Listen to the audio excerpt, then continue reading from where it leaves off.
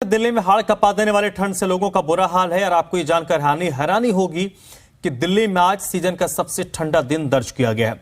मौसम विभाग के मुताबिक सफदरजंग में आज न्यूनतम तापमान 3 डिग्री सेल्सियस दर्ज किया गया है। वहीं लोधी रोड में तापमान 2.8 डिग्री दर्ज हुआ है। जिले में बढ़ती ठंड को देखते हुए मौसम विभाग की तरफ से ऑरेंज अलर्ट जारी किया गया है। दिल्ली में कल यानी बुधवार को तापमान 5 डिग्री के नीचे पहुंच गया था। इधर कड़कड़ाती ठंड के बीच 26 जनवरी की तैयारियां भी शुरू हो गई हैं। मौसम विभाग ने अगले 2 दिनों तक दिल्ली में ऑरेंज अलर्ट जारी किया है, लेकिन इस अलर्ट के बीच जवानों का जोश हाई है। जिस कर्तव्य पथ पर राष्ट्रपति भवन नजर नहीं आ रहा, वहां सेना और पुलिस के जवान रिपब्लिक डे परेड की तैयारी कर रहे हैं।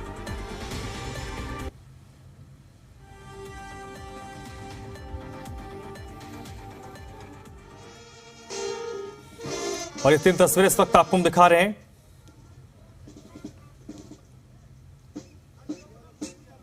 ये कोहरे का डबल अटैक है। एक तरफ ठंड, दूसरी तरफ कोहरा। इसने आम लोगों की जिंदगी को पूरी तरीके से प्रभावित किया है। और दूसरी तरफ एक तो ठंड है और ठंड लगातार जो पारा है वो गोता लगा रहा है। तो इस ठंड के बीच दिल्ली पुलिस और सेना के जवान गणतंत्र दिवस के लिए कर्तव्य पथ पर तैयारियां कर रहे हैं। तैयारी शुरू हो चुकी है। वहीं जो बेघर लोग हैं या जिनको अपने कामकाज के लिए घर से बाहर रहना पड़ता है इस कड़कड़ाती सर्द रात में, वो किसी तरीके से अलाव का सहारा लेकर सर्दी को मात देने की कोशिश कर रहे हैं।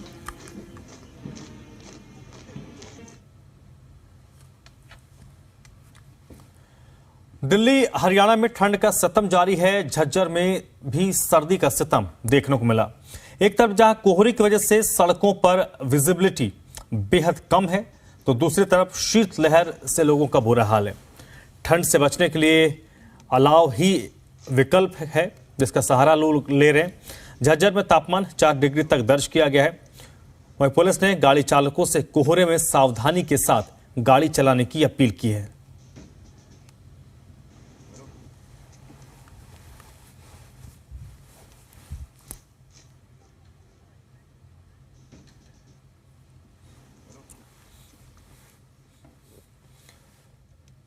तो 2 तस्वीरें हैं दिल्ली और झज्जर की। देश की राजधानी में आज की रात 3 डिग्री के करीब तापमान, जो न्यूनतम तापमान है वो दर्ज किया गया है। वहीं हरियाणा के झज्जर की बात करें तो यहाँ पर तापमान 4 डिग्री सेल्सियस दर्ज किया गया है। और जो ठंड बढ़ रही है इसको देखते हुए मौसम विभाग ने अगले 2 से 3 दिनों के लिए ऑरेंज अलर्ट जारी किया है। यानी अगले आने वाला 2-3 दिन है, ये एनसीआर और हरियाणा के लोगों पर भारी पड़ सकता है।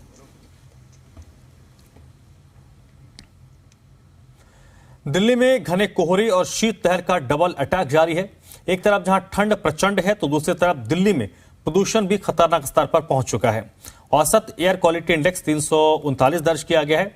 और मौसम विभाग की माने तो आने वाले कुछ दिनों तक लोगों को अभी ठंड से राहत नहीं मिलने वाली है। दिल्ली में आज का अधिकतम तापमान 17 डिग्री सेल्सियस और न्यूनतम तापमान 3 डिग्री के आसपास रहने की संभावना जताई गई है। यानी कि ठंड अभी और सताएगी। मौसम विभाग ने पंजाब, दिल्ली, हरियाणा, चंडीगढ़ में घना कोहरा और कोल्ड वेव को लेकर अलर्ट जारी किया है, जबकि जम्मू कश्मीर, हिमाचल प्रदेश, उत्तराखंड और राजस्थान में ऑरेंज अलर्ट जारी किया गया है। प्रदूषण की बात करें तो दिल्ली का औसतन AQI 339 दर्ज हुआ है। और दिल्ली से सटे जो दूसरे शहर हैं वहाँ पर भी जो आंकड़ा है वो 300 के पार ही है। फरीदाबाद में 340, गुरुग्राम में 311, गाजियाबाद में 334, ग्रेटर नोएडा में एयर क्वालिटी इंडेक्स 371 दर्ज किया गया है, जबकि ग्रेटर नोएडा में 371 और नोएडा में 314 एयर क्वालिटी इंडेक्स दर्ज किया गया है। दिल्ली एनसीआर में बीते 2-3 दिनों से लोगों को कड़ाके की ठंड का सामना करना पड़ रहा है। बीता कल यानी कि बुधवार के दिन इस सीजन का सबसे ठंडा दिन दर्ज किया गया था। यानी कि दिल्ली एनसीआर में रहने वाले जितने भी लोग हैं उनको कड़ाके की ठंड का सामना करना पड़ रहा है। अगर हम आज के तापमान की बात करें तो मैं आपको बताना चाहूंगी, मौसम विभाग के मुताबिक दिल्ली का जो आज का अधिकतम तापमान है वो 17 डिग्री सेल्सियस, तो वहीं जो न्यूनतम तापमान है वो 3 डिग्री सेल्सियस के आसपास जाने की संभावना जताई गई है। यानी कि दिल्ली के में रहने वाले जितने भी लोग हैं, दिल्ली एनसीआर में रहने वाले जितने भी लोग हैं, उनको ठंड से खासा एहतियात बरतने की जरूरत है। दिल्ली के अगर हम मौसम की बात करें तो मैं आपको एक बार तस्वीर दिखाना चाहूंगी। आप देख सकते हैं सुबह के 7:30 बज रहे हैं। आप देख सकते हैं पूरा शहर किस तरीके से कोहरे की घने चादर के पीछे ढका हुआ नजर आ रहा है। आने जाने वाली जितनी भी गाड़ियां हैं वो हेडलाइट और टेल लाइट का सहारा ले रही है आगे जाने के लिए। जितनी भी यातायात है उसकी जो गति है वो धीमी होती नजर आ रही है। इसके अलावा अगर हम मौसम विभाग के रिपोर्ट की बात करें तो मैं आपको बताना चाहूंगी, मौसम विभाग के मुताबिक दिल्ली में आने वाले कुछ दिनों तक ठंड में इजाफा होता नजर आएगा। मौसम विभाग ने आज कोल्ड वेव को लेकर के और कोहरे को लेकर के रेड अलर्ट जारी किया है। आने वाले कुछ दिनों में मौसम विभाग ने ऑरेंज अलर्ट जारी किया है, यानी कि दिल्ली में रहने वाले सभी लोगों को कुछ दिनों तक ठंड का ज्यादा सामना करना पड़ सकता है। घर में अगर बच्चे बूढ़े रहते हैं तो उनको गैर जरूरी कामों के लिए बाहर निकलने से रोकें। इसके अलावा अपने आप को गर्म कपड़ों से ढककर जरूर रखें। अगर हम आज के AQI की बात करें तो दिल्ली का जो आज का औसत AQI है वो 335 के आसपास दर्ज किया गया है, यानी कि दिल्ली में रहने वाले जितने भी लोग हैं वो अभी बेहद खराब हवा में सांस ले रहे हैं। तो घर से बाहर निकलते वक्त मास्क का इस्तेमाल जरूर करें, क्योंकि ठंड के साथ साथ कोरोना से भी सावधानी बरतने की अभी खास जरूरत है। अनुष्का गर्ग, जी मीडिया, दिल्ली। इस वक्त ग्रेटर नोएडा से प्रणब भारद्वाज मेरे साथ जुड़ चुके हैं। प्रणब, ग्रेटर नोएडा में सर्दी तो होगी ही, कोहरा भी लोगों को सुबह से ही काफी परेशान कर रहा होगा और कई सारे एक्सप्रेस वे ग्रेटर नोएडा से लगते हैं, तो वहां पर कई सारे हादसे भी लगातार होते रहे हैं कोहरे के कारण। आज क्या स्थिति है? जी बिल्कुल, आपने सही कहा। ठंड का जो कहर है वो लगातार है। और अगर बात करें आज के तापमान की तो ग्रेटर नोएडा का आज का जो न्यूनतम तापमान है वो 8 डिग्री सेल्सियस बताया जा रहा है। और अगर बात करें अधिकतम तापमान की तो वो लगभग 17 डिग्री सेल्सियस बताया जा रहा है। लेकिन वजह यहाँ पे ये है, अगर AQI लेवल की बात करें तो 383 AQI लेवल है। लेकिन साफ तौर से वजह यह है कि ग्रेटर नोएडा जो है यहाँ पे कई हाईवे निकलते हैं, तो इस वजह को लेकर के कोहरे की अगर बात करें तो कोहरे को लेकर के लगातार कई दिन से भी बड़े हादसे हो रहे हैं। और ये कहीं ना कहीं हादसों को दावत देते नजर आ रहे हैं, क्योंकि कोहरे में विजिबिलिटी कम होती है। और AQI इंडेक्स की अगर बात करें तो वो भी लगातार बढ़ता जा रहा है। तो सबसे पहले तो हम ये कहना चाहेंगे कि मास्क का प्रयोग करें, और जो सुबह का समय है वहाँ पे जो गाड़ियां चलती हैं हाईवे पे, वहाँ पे लाइट जला के गाड़ियों को चलाएं, क्योंकि जिस तरीके से थोड़ा सा इंडिकेशन दिख जाता है, विजिबिलिटी कम होती है। और हादसों की बात करें, लगातार बढ़ते हादसे जा रहे हैं। इस वजह को लेकर के हाईवे पर अगर आप गाड़ी चला रहे हैं तो लाइट जला के वहाँ पे सुबह को निकलें। और कोहरे में जिस तरीके से हादसे बढ़ रहे हैं तो स्पीड पे भी कहीं ना कहीं लगाम लगने की आवश्यकता यहाँ पे देखने को मिल रही है। और सुबह पूरी रात यहाँ पे घना कोहरा रहा है ग्रेटर नोएडा में। और इस वक्त बच्चे भी स्कूल जा रहे हैं और भी जो लोग हैं वो निकल के जा रहे हैं। लेकिन कहीं ना कहीं ये बात साफ तौर से देखने को मिल रही है कि ठंड का प्रकोप जो है वो लगातार बढ़ता जा रहा है। और न्यूनतम तापमान जो है आज ग्रेटर नोएडा का वो 8 डिग्री सेल्सियस। जी चलिए प्रणब, आप मेरे साथ बने रहिएगा। पीयूष गौड़ भी इस वक्त मेरे साथ जुड़ चुके हैं गाजियाबाद से। पीयूष, गाजियाबाद में भी सर्दी, कोहरा, प्रदूषण, इन सब का एक तरह से मार लोगों को पड़ रहा होगा, और दिनचर्या तो तकरीबन हर शख्स की इस मौसम में खराब हुई होगी। देखिए बिल्कुल, हाँ, गाजियाबाद में भी कमोवेश आसपास के इलाकों की जैसी स्थिति है। उत्तर प्रदेश के कई जिलों में भी येलो अलर्ट जारी कर दिया गया है। कोहरे और ठंड का असर यहाँ गाजियाबाद में देखा जा रहा है। आप देख सकते हैं मेरे पीछे तस्वीरों में किस तरीके से हम इस समय रेलवे स्टेशन के पास खड़े हैं, किस तरीके से यहाँ पर लोग जो ऑटो वगैरह चलाते हैं या कुछ काम करते हैं वो किस तरीके से आग जलाकर कोहरे से बचने का एक उपाय कर रहे हैं। सर्दी बहुत ज्यादा है, कहीं ना कहीं लोगों को घर से बाहर भी निकलना पड़ता है, काम के लिए बाहर निकलना पड़ता है। तो ऐसे में ये गर्म चाय और आग, ये एक सहारा बचता है कि आप कहीं रुके हो तो आप अपने आप को कहीं आग के पास हाथ सेके अपनी बॉडी को थोड़ा सा गर्म करके कुछ उपाय कर ले तो थोड़ा ठंड से बच सके। यहाँ कुछ लोग उनसे बातचीत करने की कोशिश करते हैं, भैया कितनी सर्दी है? हाँ, अच्छा, आप क्या काम करते हैं? ऑटो चलाते हैं। तो आप तो दिन भर लगभग सड़क पे ही रहते होंगे, तो ऐसे में कितना ठंड का सामना करना पड़ता है? देखिए कहीं ना कहीं सर्दी जो है, काम है, रोजगार है, लोगों को सड़कों पे आना ही पड़ेगा। तो ऐसे में कोई और उपाय नहीं है। आपको काम करना है, अपनी आजीविका चलानी है तो ऑफिस भी जाना पड़ेगा, दफ्तर भी जाना पड़ेगा, काम भी करना पड़ेगा। तो आप जब भी सड़क पे अपने घर से बाहर निकलते हैं तो आपका सामना ठंड और इन हवाओं से होता है, जो कि कहीं ना कहीं लोगों की मुश्किल बढ़ा रही है। यहाँ के पारे की अगर मैं बात करूं तो आज 5 डिग्री तक पारा जा सकता है, जो कि अभी फिलहाल में तापमान 7 बना हुआ, और मैक्सिमम अगर धूप के दर्शन आज अगर गाजियाबाद में होते हैं तो मैक्सिमम पारा 17 तक जा सकता है। हवा की रफ्तार की मैं बात करूं तो हवा भी 5 से 6 किलोमीटर की रफ्तार से चल रही है, जो कि कहीं ना कहीं लोगों की ठुठन बढ़ा रही है। आप मेरे पीछे तस्वीरों में शख्स को देख सकते हैं, ये पूरा स्वेटर ही नहीं, पूरा कंबल ओढ़ के कहीं ना कहीं ठंड से बच रहे हैं। आप कितनी ठंड महसूस हो रही है आपको? तो आप पूरा कवर होके आपने बिल्कुल इंतजाम ऐसा कर लिया कि ठंड ना लगे। देखिए कहीं ना कहीं देखिए ठंड इतनी ज्यादा है कि लोगों को बाहर निकलने पर कंबल का सहारा भी लेना पड़ रहा है। और ऐसा ही नहीं, यहाँ आप तमाम ऐसी तस्वीरें देख सकते हैं जहां लोग इस तरीके से कंबल पहन के सड़कों पे उतरे हुए, क्योंकि काम पे जाना इनकी मजबूरी है। अच्छा, कितनी ठंड लग रही है? देखो सर, देखो इतनी ठंड लग रही है, देखो ना हाथ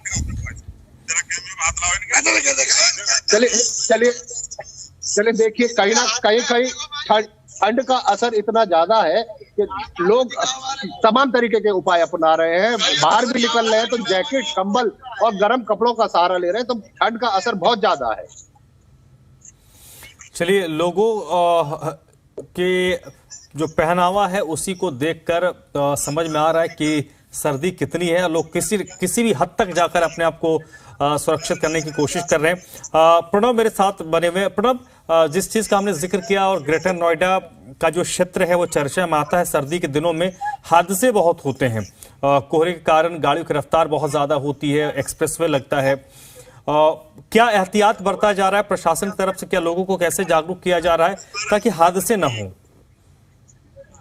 अब बिल्कुल जिस तरीके से जो हाईवेज हैं वहाँ पे हादसे लगातार बढ़ते नजर हैं और बढ़ते ही हैं। हर साल की बात है, क्योंकि हाईवेज से जो हादसे हैं उनकी अगर वजह की बात करें तो सबसे बड़े वजह जो निकल के आई है वो विजिबिलिटी, क्योंकि कोहरे में एक्सीडेंट की जो संभावना है वो लगातार ज्यादा बढ़ती है। तो साफ तौर से यहाँ पे जो स्पीड है उसको रोकने के लिए जो मीटिंग प्राधिकरण ने की थी उसमें साफ तौर से कहा था कि कोहरे में आप जो लाइट हैं गाड़ियों की वो चलाकर चलें, और उसके बाद में हाईवे पे पेट्रोलियम के लिए गाड़ी है जो कि अगर किसी प्रकार की कोई भी हादसा हो जाता है तो वो वहीं पे मौके पर पहुंचते हैं। उसके बाद में स्पीड बहुत ही कम लेकर चलनी है हाईवे पर, और उसके बाद में लाइट जो है डिपर पार्किंग लाइट है उनका प्रयोग करना है। ऐसे कई ऐतिहासिक बरतने के लिए प्राधिकरण के यहाँ पे साफ तौर से वो है। लेकिन कहीं ना कहीं ये चीज देखने को मिलती है कि विजिबिलिटी अगर कम है तो हाईवेज पे जब कहीं ऐसा एरिया आता है जहाँ पे जंगल हो या फिर नहर हो, वहाँ पे कोहरे की स्थिति पर ज्यादा बढ़ जाती है। ऐसी जगहों पे भी एक्सीडेंट ज्यादा होते हैं। और इस समय ग्रेटर नोएडा में जो अभी पिछले हफ्ते की बात करें तो पिछले हफ्ते में भी कई एक्सीडेंट यहाँ पे हो चुके हैं। वजह सिर्फ कोई नहीं है, वजह सिर्फ उनकी कोहरा है, विजिबिलिटी है, क्योंकि लगातार ठंड का प्रकोप बढ़ता नजर आ रहा है। लेकिन कहीं ना कहीं लोगों को खुद भी सोचना पड़ेगा, क्योंकि AQI इंडेक्स जो है वो लगातार बढ़ता जा रहा है। तो लोगों को अपनी जिंदगी के लिए खुद ही सोचना पड़ेगा कि जो स्पीड है उस पर लगाम लगाएं, और जिस तरीके से स्वास्थ्य में भी दिक्कत हो सकती है, AQI लेवल बढ़ा हुआ है तो मास्क का प्रयोग करें, क्योंकि जिस तरीके से जो लोग हैं उन्हें अपने आप भी खुद सोचना पड़ेगा। प्रशासन तो कहीं ना कहीं कदम उठा ही रहा है, लेकिन उसके बावजूद भी खुद को भी अपने आप को भी सोचने की आवश्यकता यहाँ पे देखने को चाहिए। बिल्कुल। और गाजियाबाद के एक बार फिर से रुख कर लेते हैं, जहां से मेरे साथ पीयूष जुड़े हैं। पीयूष, अगर हम दिनचर्या की बात करें जिसका हम जिक्र कर रहे थे, तो और कई ऐसे बेघर लोग हैं जो रोड पे रहते हैं जिनका कामकाज सड़क पर है, प्रशासन की तरफ से कोई व्यवस्था की गई है उस तरीके की कि ताकि लोगों को इस ठंड से थोड़ी राहत मिले? देखिए बिल्कुल प्रशासन की तरफ से रैन बसेरे और अलाव की व्यवस्था की जा रही है, पर वो नाकाफी साबित हो रही है। यही अभी हमारी कुछ लोगों से बातचीत हो रही थी। हर साल यहाँ रेलवे स्टेशन के आसपास, क्योंकि यात्री और जो वाहन चालक है, ऑटो है, कैब ड्राइवर है, उनका जमावड़ा रहता है, रात दिन वो यहाँ लोगों को पहुंचाते रहते हैं। तो ऐसे में यहाँ अलाव की व्यवस्था की जाती थी, पर इस साल ये व्यवस्था नहीं की गई है। यहाँ हमारे साथ कुछ लोग हैं, उन्हीं से पूछ लेते हैं, यहाँ इस बार अलाव की व्यवस्था की गई है? नहीं, अभी तक कोई व्यवस्था नहीं। हर साल होती थी? हर साल होती थी, इस साल अभी तक कुछ नहीं, अभी तक कुछ नहीं हुआ है। देखिए साफ तौर पर यहाँ कुछ और लोग हैं, उनसे पूछते हैं। ये देखिए चाय का सहारा लेके अपनी ठंड दूर करने का उपाय कर रहे हैं। अच्छा, आप कितना मानते हैं, मतलब चाय से कुछ गर्मी लगती है, कुछ ठंड कम होती है? कुछ तो कम होती है, चाय में जो रहते हैं।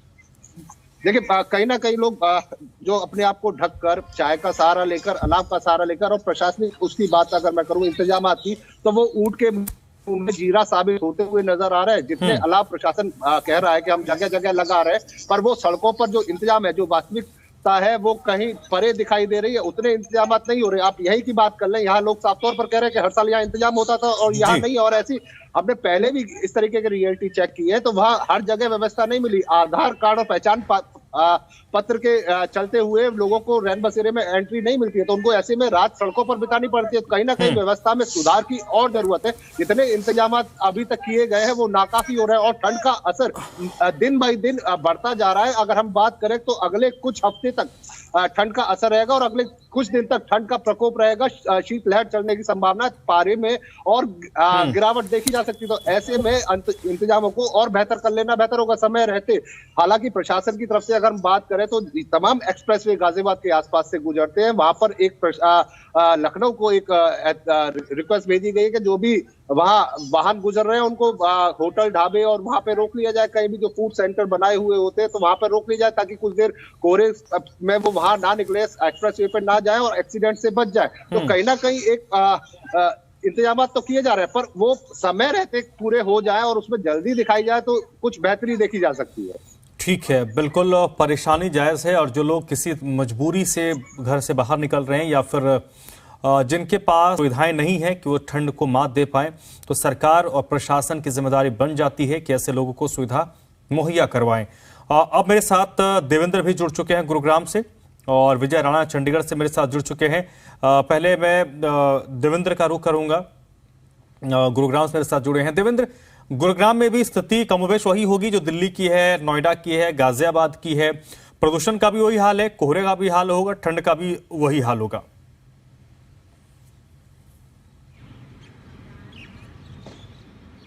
कोहराम के बीच लोगों को भारी परेशानी उठानी पड़ रही है। गुरुग्राम की बात की जाए तो आज 4 डिग्री सेल्सियस तक तापमान सुबह गया था 5 बजे तक, और उसके बाद अब 6 डिग्री सेल्सियस तापमान है, जो अधिकतम तापमान 16 डिग्री सेल्सियस आज गुरुग्राम का रहने वाला है। लगातार बढ़ती हुई ठंड के बीच लोगों को भारी परेशानी उठानी पड़ रही है। सबसे बड़ी बात यह है कि लगातार जिस तरह से कोहरे का कोहराम जारी था, उस बीच अब जो शीतलहर चल रही है वो एक बड़ी परेशानी लोगों के लिए बन रही है। और यही कारण है कि लगातार शीतलहर के बीच लोगों को ठंड के थपेड़े झेलने पड़ रहे हैं। और जिस तरह से लगातार तापमान में गिरावट देखने को मिल रही है, उस बीच न केवल आम लोगों को बल्कि जो वाहन चालक हैं उनको भी बड़ी दिक्कतें आ रही हैं। हालांकि कोहरे को मद्देनजर रखते हुए ट्रैफिक पुलिस की तरफ से रिफ्लेक्टर की तैयारी की गई थी, तमाम बड़े वाहनों पर रिफ्लेक्टर लगाए गए थे। और इस बीच अब तापमान जिस तरह से लगातार गिर रहा है, उस बीच मौसम विभाग की माने तो आने वाले दिनों में ये तापमान और गिरावट देखने को मिलेगी और गिरावट दर्ज होगी।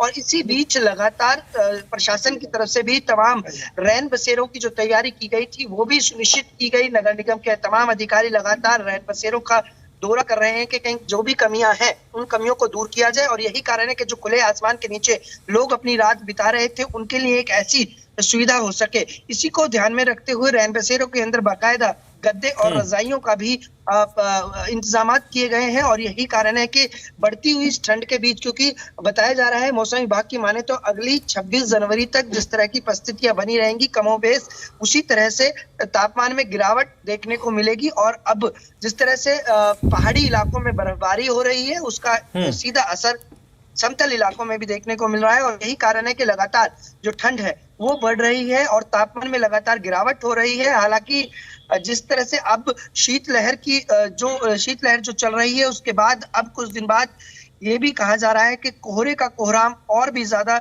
बढ़ सकता है। और इसीलिए लगातार प्रशासन की तरफ से, ट्रैफिक पुलिस की तरफ से लोगों से यही अपील की जा रही है कि वो सड़कों पर भी एहतियात बरतें। जी ठीक है। इस वक्त मेरे साथ अनुष्का गर्ग भी जुड़ चुके हैं दिल्ली से। अनुष्का के पास आऊं, उससे पहले चंडीगढ़ का रुख कर लेते हैं। विजय राणा मेरे साथ जुड़े हुए हैं। विजय, चंडीगढ़ में किस तरीके की व्यवस्थाएं उन लोगों के लिए है जो किसी न किसी मजबूरी में अपने घरों से बाहर निकलते हैं रोजगार के जरिए, या फिर जिनके पास आशियाना नहीं है? क्या व्यवस्थाएं माकूल हैं उन लोगों के लिए? चंडीगढ़ में हर सेक्टर्स हैं, हर सेक्टर में रैन बसेरे, सरकारी अस्पताल हैं या प्राइवेट अस्पताल हैं, उनके बाहर रैन बसेरे बना दिए जाते हैं ताकि या तो जो मरीज अस्पतालों में आ रहे हैं वो उनके जो रिश्तेदार हैं वो उन्हें बाहर खुले में ना सोना पड़े, रैन बसेरे बना दिए गए हैं। जो बेघर लोग हैं या जो जैसे ऑटो चालक हैं, रिक्शा चालक हैं या जो दूसरे लोग हैं, भिखारी हैं, उन लोगों को भी खुले में ना सोना पड़े, उनके लिए भी रैन बसेरों की व्यवस्था है।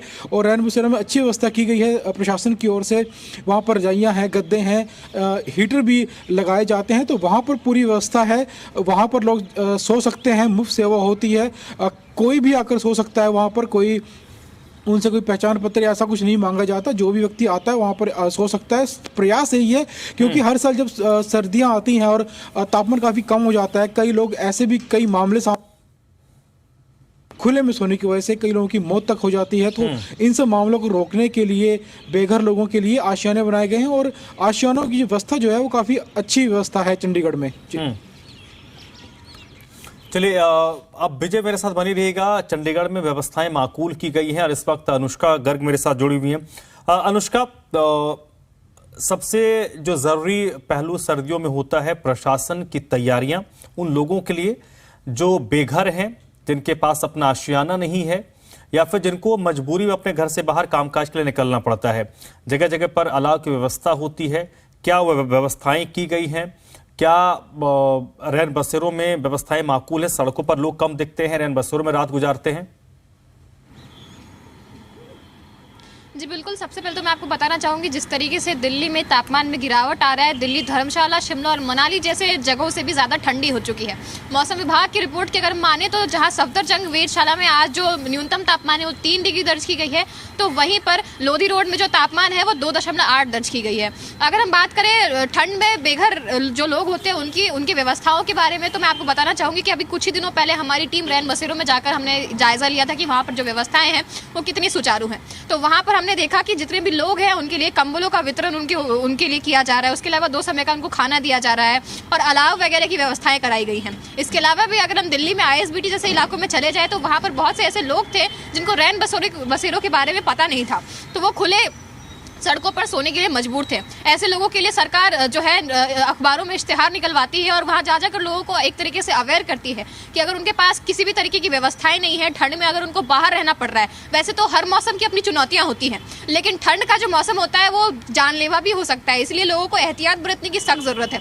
अगर हम एक बार आपको यहाँ की तस्वीर दिखाएं तो आप देख सकते हैं किस तरीके से यहाँ पर अभी जो है, क्योंकि पीक आवर चल रहे हैं, अभी के वक्त जो है लोग ऑफिस जाते हैं, तो आप देख सकते हैं जो भी लोग सड़क पर निकल रहे हैं वो अपने आप को पूरी तरीके से ढक के चल रहे हैं। मफलर, जैकेट, हर तरह के जो गर्म कपड़े उसका इस्तेमाल कर रहे हैं। दूसरी तस्वीर मैं आपको दिखाना चाहूंगी वो ये है कि आप थोड़ी दूर पर देख सकते हैं यहाँ पर जितने भी लोग हैं वो अलाव का सहारा ले रहे हैं। आग देख रहे हैं आप, यहाँ पर जितने भी लोग हैं जो बाहर की तरफ जिन्होंने अपना स्टॉल लगा रखा है उनके लिए अलाव की व्यवस्था की गई है। वो अलाव के सामने खड़े होकर अपने आप को गर्म रखने के लिए कोशिशें कर रहे हैं। लोग अपने स्तर पर भी व्यवस्थाएं इस वक्त कर रहे हैं कि किस तरीके से इस पर काबू पाया जाए और सर्दी को मात दिया जाए। प्रणब भारद्वाज मेरे साथ ग्रेटर नोएडा से जुड़े हुए हैं। प्रणब, ये बताइए, ग्रेटर नोएडा में जो रैन बसेरे हैं, जो अलाव की व्यवस्थाएं हैं, क्या प्रशासन की तरफ से वो माकूल की गई हैं? लोगों को सुविधाएं मिल पा रही हैं?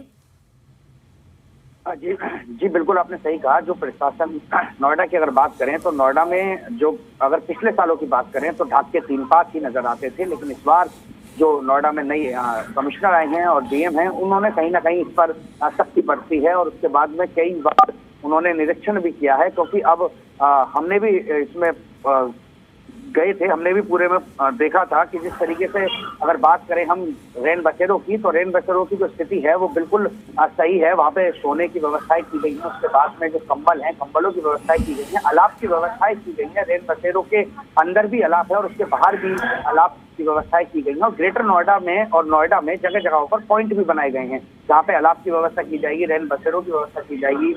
जैसे कि दादरी का मेन चौराया है, भी है और एचर है, कास्ता है, जो भी मेन पॉइंट्स हैं नोएडा, ग्रेटर नोएडा में, वहाँ पे इन सब की व्यवस्थाएं बिल्कुल ठीक तरीके से की गई हैं। क्योंकि पिछले साल भी जिस तरीके से देखा गया था, वहाँ पे सिर्फ जो चीजें थी वो काफी नजर आ रही थी, कागजों में हर जगह रैन बसेरे थे, अलाव नजर आ रही थी। और अगर जब हम वहां पे मौके पर पहुंचे तो वहां ढाक के 3 पास नजर आए। लेकिन अगर बात करें इस साल की, तो इस साल जब हम मौके पर पहुंचे तो सारी व्यवस्थाएं बिल्कुल ठीक नजर आई हैं। लोगों को बड़ा सहारा मिल रहा है और रैन बसेरों के जितने भी कमरे हैं, जो हॉल हैं, वो पूरी तरीके से भरे हुए हैं। और लोगों से भी हमारी बातचीत हुई तो उन्होंने साफ तौर से कहा था कि जिस तरीके से ये व्यवस्थाएं की गई हैं ठंड में यहाँ रुकने की, हॉस्पिटल्स के बाहर में रैन बसेरे बनाए गए हैं, उसके बाद में वहाँ पे अलाव की व्यवस्था की गई है, कंबलों की व्यवस्था की गई है, साफ सफाई की व्यवस्थाएं भी वहाँ पे ठीक ठाक है। तो कहीं ना कहीं कमिश्नरी में, नोएडा में जब से नई कमिश्नर और डीएम आए हैं, उसके बाद में जो व्यवस्थाएं हैं वो पिछले कई सालों से ज्यादा अव्वल मानी जा रही है। चलिए, बहुत बहुत शुक्रिया प्रणब आपका। विजय, आपका भी बहुत बहुत शुक्रिया। गाजियाबाद से मेरे साथ पीयूष जुड़े थे। पीयूष, आपका भी बहुत बहुत शुक्रिया। अनुष्का, आपका भी बहुत बहुत शुक्रिया।